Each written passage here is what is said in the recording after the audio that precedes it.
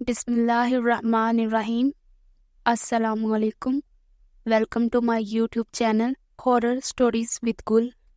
اگر آپ کو میری کہانی پسند آئے تو اسے لائک اور شیئر ضرور کیجیے گا اور میرے چینل کو سبسکرائب کیجیے گا۔ تو چلیے شروع کرتے ہیں آج کی کہانی۔ ماموں یونس 4 بہن بھائیوں میں سب سے بڑے تھے۔ انہوں نے میٹرک تک تعلیم حاصل کر رکھی تھی۔ باقی بہن بھائی ان پڑھ تھے۔ گاؤں کے لوگ ماموں کو چودھری کہتے تھے۔ علاقے میں بھی ان کا کافی اثر و رسوخ تھا۔ ناظم سے ان کی دوستی تھی۔ نانا کی 40 ایکڑ اراضی تھی جو نانا کی وفات کے بعد انہوں نے پٹواری اور تحصیلدار سے ساز باز کر کے اپنے نام کروائی۔ جب دوسرے بہن بھائیوں کو پتہ چلا تو وہ اپنے حصے کی زمین مانگنے لگے۔ ماموں نے زمین دینے سے انکار کر دیا اور کہا والد صاحب نے مرنے سے پہلے ہی زمین میرے نام کرا دی تھی۔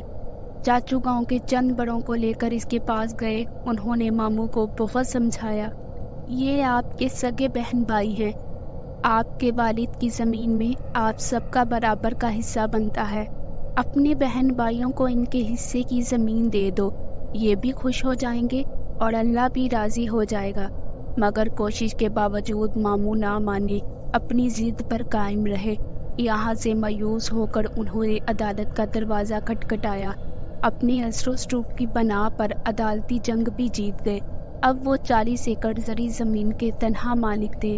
ماموں کا ایک ہی بیٹا تھا جو شہر میں تعلیم حاصل کر رہا تھا۔ ایک منشی رکھا تھا جو ہونے والی آمدنی کا حساب کتاب کرتا تھا۔ زمینوں سے اچھی خاصی آمدنی ہو رہی تھی۔ 40 ایکڑ زمین میں 2 ایکڑ زمین غیر آباد تھی۔ یہاں ایک پرانی قبر تھی۔ لوگوں کا خیال تھا اس قبر میں اللہ کا نیک بندہ دفن ہے یا کوئی غیر مری مخلوق رہتی ہے، جس وجہ سے چودھری یونس کی فصل دوسرے لوگوں سے زیادہ اوسط دیتی ہے۔ زندگی صبر اور شکر کی آزمائش ہے۔ جو اس آزمائش میں کامیاب رہتے ہیں، زندگی بس ان کی ہے۔ جو صبر اور شکر کی اہمیت کو نظر انداز کرتے ہیں وہ اس جہاں میں بھی اور آخرت میں بھی ناکام رہتے ہیں۔ لالچ عقل کو اپنا غلام بنا دیتی ہے۔ ماموں کو بھی زیادہ سے زیادہ کی لالچ رہتی تھی۔ اس نے کئی بار سوچا اس غیر آباد زمین کو بھی آباد کیا جائے تاکہ اسے کاشت کے قابل بنایا جا سکے۔ اس طرح آمدنی میں بھی اضافہ ہوگا۔ ایک دن اس نے اپنے منشی لیاقت کو اپنے ارادے سے آگاہ کیا۔ منشی نے کہا ٹھیک ہے چودھری صاحب، ہم صبح کام شروع کر دیں گے۔ 8-10 دن میں یہ زمین ہموار ہو جائے گی۔ دوسرے دن جب قبر والی زمین کو ہموار کرنے کا کام شروع ہونے لگا تو گاؤں کے بزرگ ماموں کے پاس آئے۔ انہوں نے کہا اس زمین کو ہموار نہ کریں، یہاں کوئی اللہ کا نیک بندہ دفن ہے یا کوئی غیر مرئی مخلوق رہتی ہے، ان کو تنگ نہ کرو۔ اللہ نے آپ کو بہت کچھ دیا ہے، آپ نے اگر ان کو بے گھر کیا تو یہ آپ کے لیے نقصان دہ ہوگا۔ انہوں نے بڑوں کا کہنا مان کر کام روک دیا۔ رات کو ایک نادیدہ قوت ماموں کے پاس آئی جسے دیکھ کر وہ ڈر گئے۔ آپ کون ہیں اور کیا چاہتے ہیں؟ میں کوئی بھی ہوں، آپ کو اس سے کیا؟ غرض آپ کو یہ بتانے آیا ہوں کہ آپ کی غیر آباد اور بنجر زمین ہمارا مسکن ہے۔ آپ نے جو اسے ہموار کرنے کا منصوبہ بنایا ہے اسے اپنے ذہن سے نکال دیں۔ اگر آپ نے ایسا نہ کیا تو آپ کا بہت نقصان ہوگا، آپ کی زمینوں کی آمدنی بھی ختم ہو سکتی ہے۔ یہ کہہ کر وہ کمرے سے نکلا اور فضا میں تحلیل ہو کر ماموں کی نگاہوں سے اوجھل ہو گیا۔ صبح ماموں نے منشی کو اپنے پاس بلوایا، رات والا واقعہ سنایا اور قبر والی زمین کو ہموار کرنے سے منع کر دیا۔ وقت گزرتا رہا۔ ایک دن ماموں کو فالج کا اٹیک ہوا۔ وہ بستر کے ہو کر رہ گئے۔ زمینوں کی دیکھ بھال اب ان کے بس کا کام نہیں تھا، لہٰذا ان کا بیٹا حارث تعلیم ادھوری چھوڑ کر واپس گاؤں آ گیا۔ اب وہ زمینوں کی نگرانی کرتا۔ اپنے باپ کی طرح حارث نے بھی غیر آباد زمین کو ہموار کر کے इसे काबिल काश्त बनाने का इरादा कर लिया। इस सिलसिले में जब इसने मुंशी से बात की तो इसने कहा, पहले बड़े चौधरी से बात कर ले, उन्होंने ये ज़मीन आबाद करने से मना किया है। हारिस ने अपने वाली साहब से बात की। मामू ने बताया, यहाँ कोई गैर मरई मखलूक रहती है और अपने साथ पेश आने वाला वाक़या भी बयान किया। ये जिन भूतों वाली बातें सब झूठी होती हैं, इनका हकीकत से कोई ताल्लुक नहीं होता। हमने अपनी ज़मीन आबाद करनी है, किसी की ज़मीन पर कब्ज़ा तो नहीं कर रहे जो हमारा नुकसान होगा। अगर यहाँ ना दीदा कुव्वतें या जीन भूत वगैरह रहते हैं तो वो कहीं दूसरी जगह जाकर आबाद हो जाएंगे। हारिस की बातें सुनकर मामू परेशान हो गए। उन्होंने अपने बेटे को बहुत समझाया मगर वो ना समझा।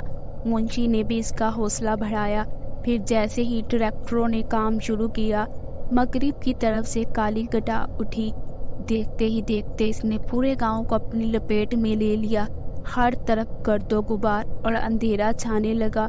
इस तूफान से सिर्फ मस्जिद महफूज थी। फिर कब्र वाली जगह पर जोरदार धमाका हुआ।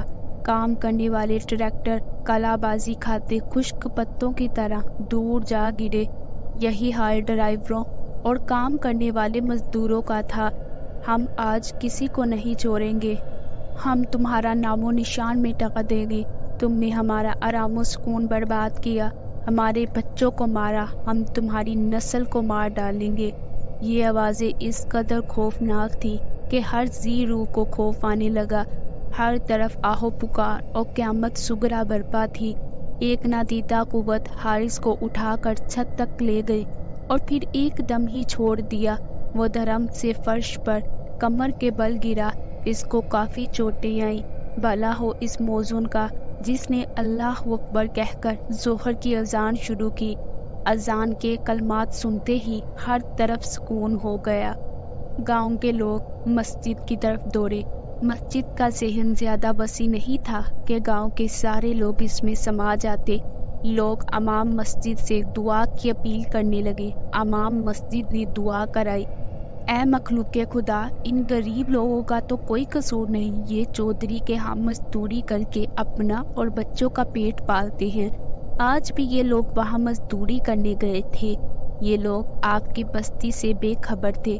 अनजाने में जो गलती कर बैठे हैं, इस गलती की मुआफ़ी चाहते हैं। हो सके तो चौधरी साहब को भी माफ़ कर दे। ये सब शर्मिंदा हैं, आइंदा कभी आपको बस्ती की तरफ नहीं जाएंगे। फिर अचानक सफ़ेद लिबास पहने एक बुजुर्ग सामने आए। ऐ आदम की औलाद, हम भी आपकी तरह खुदाए बुजुर्गों बरतर की पैदावार हैं। हम अपने आप में गुम रहने वाली मखलूक हैं।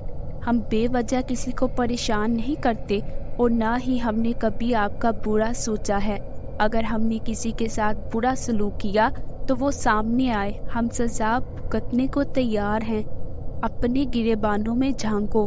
आपका दीन इस्लाम तो अमन शांति का दर्स देता है।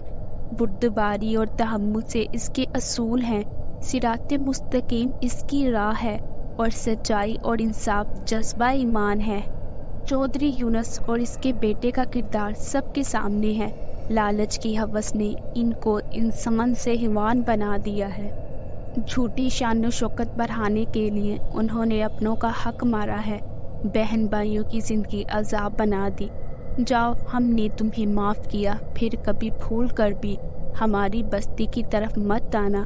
दोबारा गलती की तो हम मुआफ़ नहीं करेंगे। याद रखो, इस वक्त हम खौफे खुदा से आप लोगों को मुआफ़ कर रहे हैं, मगर चौधरी यूनुस और इसके बेटे को कभी माफ़ नहीं करेंगे। इनको हम तड़पा तड़पा कर मार देंगे। हम इनको ज़रूर सबक सिखाएंगे। उन्होंने अपनों के अरमानों का खून किया है, हमारी बस्ती को गिराया। ये मुआफ़ी के हकदार नहीं। इनको मुआफ़ी इसी सूरत में मिल सकती है अगर ये अपने बहन भाइयों को इनके हिस्से की ज़मीन वापस कर दे और दोबारा कभी हमारी बस्ती का रुख ना करे। सब लोग गर्दन झुकाए उन बुजुर्ग की बातें सुन रहे थे और उनकी दहशत से हर कोई कांप रहा था।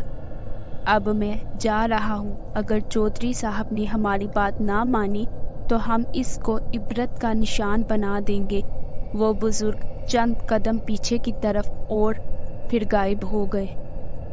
امام مسجد نے لوگوں کو مخاطب کیا، ہم سے غلطی ہو گئی ہے، اس غلطی کے ازالے کے لیے ہمیں دوبارہ اسی مخلوق کی منت و سماجت اور قبر والی جگہ پر خیرات کرنا ہوگی۔